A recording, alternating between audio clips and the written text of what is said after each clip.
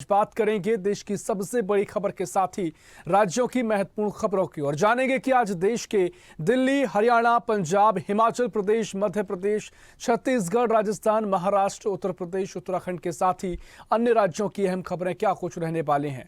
और इन अहम खबरों के लिए हमारे साथ विभिन्न प्रदेशों से हमारे संवाददाता जुड़ेंगे जो तमाम जानकारी हमसे साझा करेंगे। ऐसे में क्या कुछ बड़ी खबरें आज की हैं, क्या कुछ सियासी मिजाज आज बना हुआ है, मौसमी पारा क्या कुछ कह रहा है और आज की सबसे बड़ी खबरें यानी कि नए साल को लेकर किस तरीके से धूमधाम देखी गई। ऐसी तमाम खबरों की जानकारी साझा करेंगे अलग अलग शहरों से, अलग अलग प्रदेशों से हमारे संवाददाता।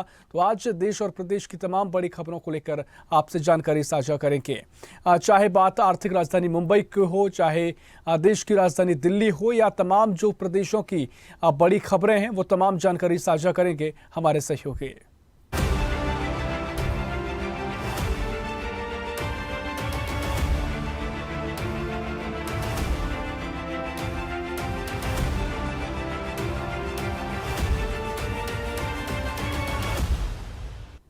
तो देश प्रदेश में आज क्या कुछ बड़ी खबरें हैं, आइए जानते हैं। सीधा चलते हैं भोपाल, जहां अनिरुद्ध सुनू ने हमारे साथ लाइव जुड़ गए हैं।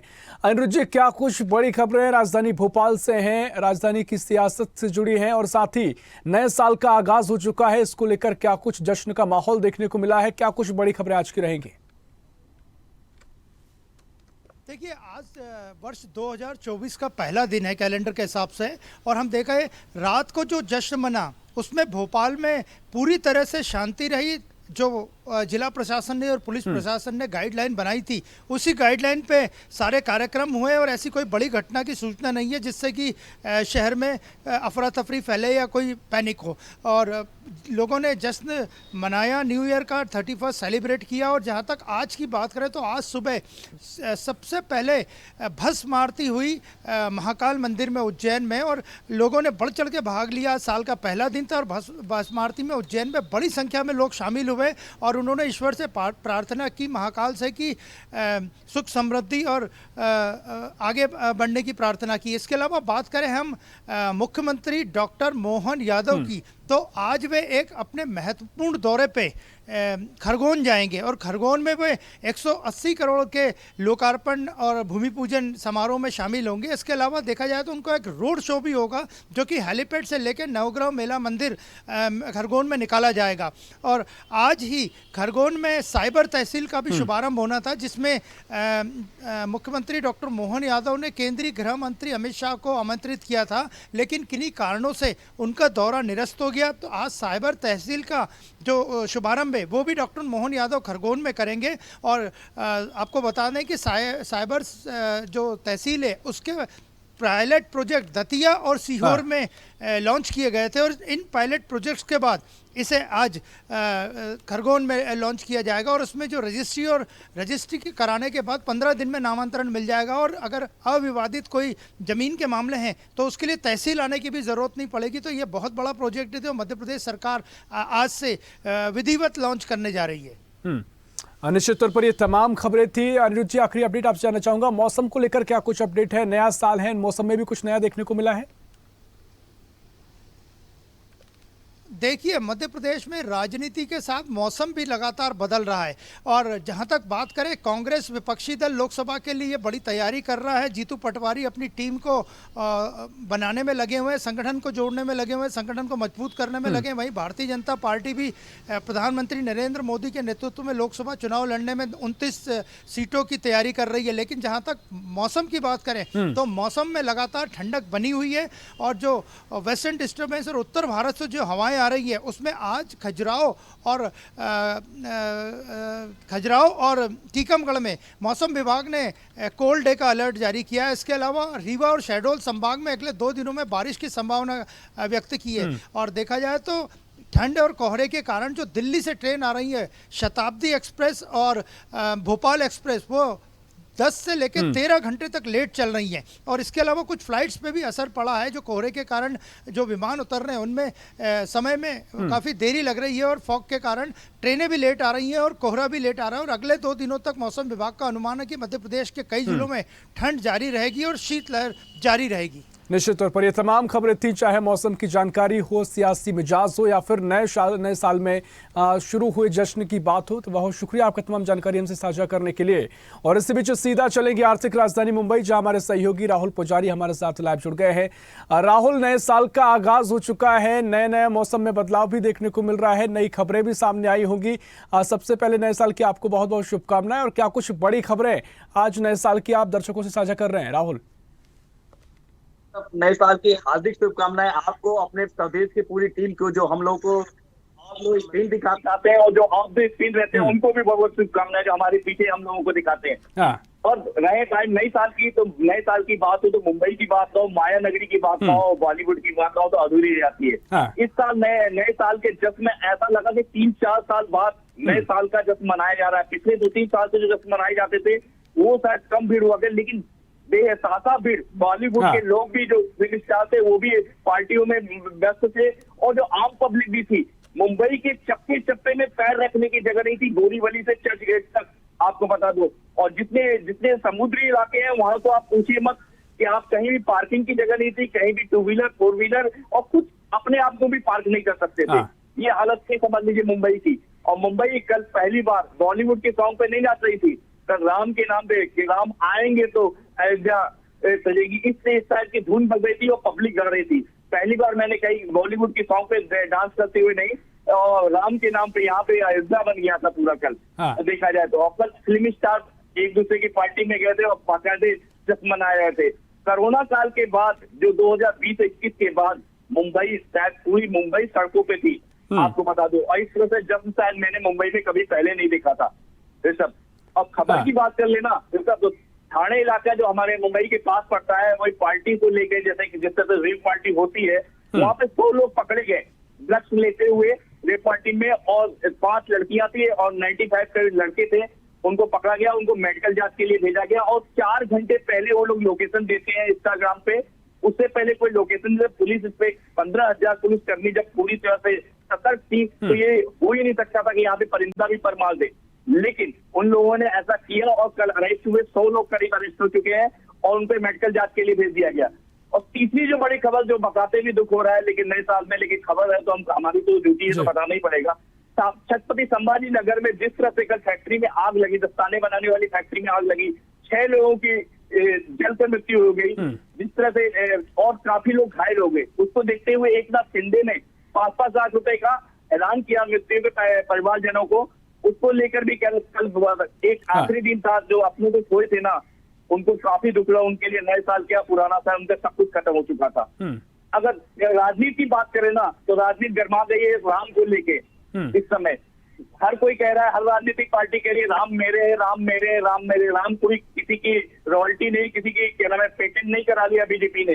आजकल उद्धव ठाकरे बोल रहे थे, न्योता नहीं मिला उनको अयोध्या जाने का 22 जनवरी को, तो बोल रहे थे कि राम जब बुलाएंगे तो हम खुद ही दर्शन करने जाएंगे, किसी की जरूरत नहीं न्योता की। राम सभी के हैं, पूरे हिंदुस्तान के, पूरे वर्ल्ड के राम है, कोई बीजेपी के राम नहीं है। इस तरह की विज्ञप्ति हो रही थी। और सीट बंटवारे को लेकर तो यहाँ कमले भूचाल आ गया है। 48 सीट को किस तरह सब कुछ चाह रहे हैं कि 48 सीट पे ही लड़े हम, लेकिन यहाँ आपसे में विपक्ष जो है आपस में लड़ना शुरू हुए। संजय निरुपम जो कांग्रेस के प्रवक्ता है, कल वो संजय राउत जो बहुत बड़े प्रवक्ता है, जो बोले जाते हैं मीडिया में फेमस रहते हैं, उनके ऊपर कस रहे थे कि किस तरह से ये लोग लड़ेंगे जब उनके पास कैंडिडेट ही नहीं है और 23 सीटों की मांग कर रहे हैं। निश्चित तौर पर ये तमाम बड़ी खबरें थी, और खासकर आपने जिस तरीके से जिक्र किया उस भीषण आगजनी के हादसे का, तो उसको लेकर क्या कुछ वजह सामने आई है? क्योंकि बड़ी खबर थी और आपने जिस तरीके से दुख प्रकट भी किया है, उस पर थोड़ी और अपडेट जानना चाहूंगा कि क्या कुछ वजह उसकी सामने आई है, कैसे पूरी आग तब्दील हुई, और क्या कुछ उसके पीछे की वजह दिख रही है? देखिए, दस्ताने बनाने की फैक्ट्री थी, उसमें हम काफी मजदूरी काम कर रहे थे, लेकिन अभी तक जो सूत्रों के हवाले में कोई जांच का विषय है, सूत्रों के हवाले से जो खबर है कि शॉर्ट सर्किट भी हो सकती है, वहाँ बॉयलर भी लगे हुए थे, उस शायद वो भी फटने से हो सकता है, लेकिन अभी पुष्टि नहीं हुई है। जांच का विषय है और एकनाथ शिंदे ने जांच का कमेटी बैठा दी है और पता लगाने की कोशिश की है। लेकिन काफी जो कल जो कैजुअलिटी हुई ना आखिरी दिन, जो अपनों को लोगों ने खोया, शायद उसका बयान नहीं किया जा सकता सब। इसीलिए मैं कह रहा हूँ 5 लाख रुपए उनके मरहम के लिए काफी नहीं है, उनके जो गए हैं और कमाने वाली जिंदगी भर के लिए चले गए। निश्चित तौर पर राहुल, देखिए जिस तरीके से राम मंदिर का जिक्र भी आपने किया, लगातार देश भर में राम मंदिर को लेकर अब सियासत भी गरमाई है। लेकिन भारतीय जनता पार्टी और उसके तमाम मोर्चा अब निमंत्रण की शुरुआत कर रहे हैं, गांव-गांव पहुंच रहे हैं और सभी को निमंत्रण दिया जाएगा और एक तरीके से दीपावली मनाने का आह्वान प्रधानमंत्री मोदी ने भी किया है। तो इसको लेकर किसी तरह की जमीन पर कुछ तैयारियां देखने को मिल रही हैं? हालांकि मुंबई में इसका कुछ असर देखने को मिला है। जी जी, मुंबई के भी घर घर में कल राम मंदिर के चावल और जो उनके जो हुए सब घर घर बांटे गए। हाँ। और बोला गया उनको आरएसएस की जो पूरी टीम थी और बीजेपी के कार्यकर्ता पूरे मुंबई में लगे रहे। वो 9 वर्ष केवल इसी बात के लिए मारे रहे और उनको, और ये राजनीति भी कह लें और राम भक्त में लीन लोग भी कह लें, तो यहाँ घर घर जितने हिंदू घर थे, जितने सब जगह थे, सबको ये दिया गया और बोला गया कि अगर 22 तारीख को आप हो सके तो एक दिया जला के राम के नाम का और देश और राम के नाम का सहयोग करें और आगे बढ़ के पूरे रामलला की दर्शन के लिए 22 तारीख के बाद आप लोग आए। 22 तारीख को तो वीवीआईपी दर्शन होंगे, 22 के बाद आम लोगों के लिए खुल जाएंगे। जैसा कि हमारे सहयोगी अयोध्या से बताएंगे भी आपको पूरी डिटेल कि अयोध्या में क्या हो रहा है। लेकिन यहाँ एक नया अयोध्या मुंबई में भी हो गया है। हर कोई राम नाम में पूरा मुंबई कल जश्न मना रहा था। ऐसा कभी नहीं हुआ। बॉलीवुड के थीम पे नाचने वाले लोग राम पे नाच रहे थे। ये पहली बार शायद हिंदुस्तान में मुंबई की आर्थिक राजधानी में हुआ। और आर्थिक राजधानी की बात कर लेना तो आज शेयर मार्केट में सुनने में आ रहा है कि शायद ऊपर खुलेगा। जिस तरह से एक 31 को शेयर मार्केट 200 पॉइंट और 50 पॉइंट नीचे बंद हुआ था। आज लोग शेयर मार्केट वाले लोग भी उम्मीद कर रहे हैं नए साल में जिससे राम मंदिर और पॉजिटिव खबर आ रही है, उसको देखते हुए शेयर मार्केट भी आर्थिक स्थिति भी सुधरने वाली है नए साल में। निश्चित तौर पर साल बदला है और कई तस्वीरें भी बदली हैं और तमाम ये जानकारी आपने साझा की है। बहुत शुक्रिया राहुल, आपका तमाम जानकारी हमसे साझा करने के लिए। और इसी बीच सीधा चलेंगे अयोध्या, जहां पर हमारे सहयोगी अंकुर पांडे हमारे साथ लाइव जुड़ गए हैं। अंकुर, क्या कुछ बड़ी खबरें अयोध्या से हैं? और नया साल है, साल का आगाज हो चुका है, आप अयोध्या में मौजूद हैं और धार्मिक नगरी है, राम नगरी है। फिलहाल क्या तस्वीर आप वहां देख रहे हैं और नए साल को लेकर क्या कुछ बड़ी खबरें हैं? ऋषभ, देखिए बिल्कुल रामनगरी अयोध्या जो है पूर्णतः तैयार है। इसके पहले देश के प्रधानमंत्री नरेंद्र मोदी अयोध्या आए थे तो सुरक्षा व्यवस्था जो है चुस्त दुरुस्त कर दी गई थी। कल से ही, क्योंकि आज 1 जनवरी है, कल से ही श्रद्धालुओं का एकदम तांता लग गया है राम जन्मभूमि हनुमानगढ़ी दर्शन के लिए। क्योंकि सुबह 7 बजे 6 बजे राम जन्मभूमि मंदिर खुलता है, उसके पहले से ही राम जन्मभूमि के बाहर हजारों की संख्या में श्रद्धालुओं की भीड़ देखने को मिल रही है। हनुमानगढ़ी मंदिर जो रात में ही श्रद्धालुओं ने घेर लिया मंदिर को कि जैसे ही मंदिर खुले भगवान का पहला दर्शन हमको मिले। बात करें तो सुरक्षा व्यवस्था की, तो रामनगरी अयोध्या में जो भारी वाहन है और जो 4 व्हीलर्स है, 2 व्हीलर्स है, उनका प्रवेश पूर्णतः वर्जित कर दिया गया है। जो पैदल यात्री हैं उनको ही अयोध्या में प्रवेश दिया जा रहा है। जगह जगह बैरिकेडिंग की जा रही है। इसी बीच एक बड़ी खबर आ रही है। बड़ी खबर ये है, श्री राम मंदिर और एसटीएफ चीफ को बम से उड़ाने की धमकी दी गई है। ये बड़ी खबर सब निकल के आ रही। लखनऊ से राम मंदिर सीएम योगी और एसटीएफ चीफ को बम से उड़ाने की धमकी दी गई है। ईमेल के माध्यम से मुख्यमंत्री योगी आदित्यनाथ एसटीएफ चीफ को बम से उड़ाने की धमकी दी गई है। देवेंद्र जी हैं, एक राष्ट्रीय अध्यक्ष है भारतीय किसान मंच के, उनको ईमेल के माध्यम से ये धमकी दी गई है। 112 के इंस्पेक्टर की तहरीर पर लखनऊ में गोल्ड सिटी थाने में एफआईआर दर्ज हुआ है। तो निश्चित तौर पर इसी पे मैं और पूरे मामले पर जानकारी चाहूंगा। इसको लेकर जो धमकी दी गई है, किसने धमकी दी है, इसको लेकर कोई जानकारी सामने आ पाई है? जी, एफआईआर में सीधी तौर पे इसको साफ किया गया है कि एफआईआर की तहरीर में लिखा है कि आईएसआईएस के जो जुबेर खान की तरफ से उनको 27 दिसंबर की शाम 7:37 पर एक मेल आया है। मेल का जिक्र करते हुए उन्होंने 112 पर कॉल किया था, तो 112 के इंस्पेक्टर की तहरीर पर यह मुकदमा दर्ज हुआ है। और ये जो है बड़ा जो है बात है अयोध्या उत्तर प्रदेश को लेकर। बिल्कुल अंकुर, इस लिहाज से भी ये खबर महत्वपूर्ण हो जाती है क्योंकि 22 जनवरी का जिक्र लगातार हो रहा है। अगर ऐसी धमकियां देखने को मिल रही हैं तो सुरक्षा को लेकर कितने कुछ पुख्ता इंतजाम हैं और कितना आश्वस्त प्रशासन है कि किसी तरह की धमकियों से आगे कोई परेशानी सबब ना बने और सारी व्यवस्थाएं पूरी कर ली गई हैं? अंकुर जी देखिए, बिल्कुल रामनगरी अयोध्या सुरक्षा व्यवस्था में जो है हर एकदम चुस्त दुरुस्त रहती है। रामनगरी अयोध्या को पहले से ही 3 जोन में बांटा जा चुका है, रेड जोन, ग्रीन जोन और येलो जोन। ग्रीन जोन में हल्की सुरक्षा रहती है, येलो जोन में जो पास किए गए वाहन है, जैसे जिस वाहन को पास करता है जो अयोध्या क्षेत्र का प्रशासन है, वही वाहन अंदर जा सकता है। और रेड जोन में किसी भी प्रकार की फोटोग्राफी, वीडियोग्राफी और किसी भी प्रकार का वाहन जो अयोध्या क्षेत्र का हो या बाहर का हो, पूर्णतः वर्जित रहता है। फिर इसके पहले भी राम जन्मभूमि को बम से उड़ाने की धमकी जो है फोन के माध्यम से दी गई थी, जिसके मंसूबों को पुलिस प्रशासन ने नाकाम किया था, उसको गिरफ्तार किया था। और ये जो बड़ी साजिश हो रही थी राम जन्मभूमि को लेकर के बम से उड़ाने के लिए, उसके जो मंसूबे थे उसको जो है नाकाम किया गया था। और रामनगरी अयोध्या क्योंकि संवेदनशील एरिया है रामनगरी अयोध्या, इसको लेकर के प्रशासन हरदम जो है तैयार पूर्णता दिखता रहता है। और रामनगरी अयोध्या में क्योंकि ये पहली बार नहीं है, कई बार जो है बम से उड़ाने की धमकी दी गई है, प्रयास किया गया है, तो प्रशासन हर हालत में जो है मुस्तैद है इसके लिए। और रामनगरी अयोध्या एक तरीके से जो मुख्यमंत्री योगी आदित्यनाथ द्वारा एक टीम है गठित की गई है, एसएसएफ की टीम, उसके द्वारा छावनी में जो है तब्दील कर दी जाती है, उसके द्वारा चेकिंग की जा रही है। जी निश्चित तौर पर अंकुर, देखिए तमाम खबरें आपने साझा की। एक आखिरी अपडेट आपसे चाहूंगा, जिस तरीके से नए साल का आगाज हुआ है, लोग पर्यटन स्थलों पर पहुंच रहे हैं, जश्न मना रहे हैं, अयोध्या में जो रात की तस्वीरें थी वो किस तरीके से नजर आई हैं, किस तरीके से लोगों ने जश्न अयोध्या में पहुंचकर मनाया है? जी देखिए, बता दें रामनगरी अयोध्या में जो है सुरक्षा व्यवस्था एकदम चुस्त दुरुस्त है, लेकिन जो श्रद्धालु है, क्योंकि वाहनों का प्रवेश तो वर्जित है, श्रद्धालुओं जो श्रद्धालु है राम जन्मभूमि हनुमानगढ़ी का दर्शन पूजन के लिए जो है 5-5, 6-6 किलोमीटर पैदल चल के रात से ही मंदिरों में बैठे हुए हैं कि प्रभु श्री राम का पट खुले तब हम दर्शन पाएंगे। और राम मंदिर का 22 जनवरी का जो है प्राण प्रतिष्ठा है, देश के प्रधानमंत्री नरेंद्र मोदी उसमें सम्मिलित होंगे, तमाम नेता, तमाम मंत्रीगण सम्मिलित होंगे, तमाम लोगों को निमंत्रण दिया गया है। अभी इसके पहले मुंबई से संवाददाता जुड़े थे, निमंत्रण को लेकर के आपने सवाल किया था, तो बता दें निमंत्रण को लेकर के कई लोगों के ऊपर सवाल भी उठ रहा है, विपक्ष लगातार सवाल भी उठा रहा है। स्वदेश न्यूज ने अयोध्या के साधु संतों से भी बात की, साधु संतों ने साफ तौर पे कहा है कि प्रभु श्री राम अब अयोध्या आ चुके हैं, अब वो मंदिर में विराजमान होने वाले हैं। तो विपक्ष है, विपक्ष तो हरदम सवाल उठाता रहता है, तो इनके सवाल नहीं खत्म होने वाले हैं। अब 22 जनवरी को प्रभु श्री राम अपने गर्भगृह में विराजमान हो जाएंगे।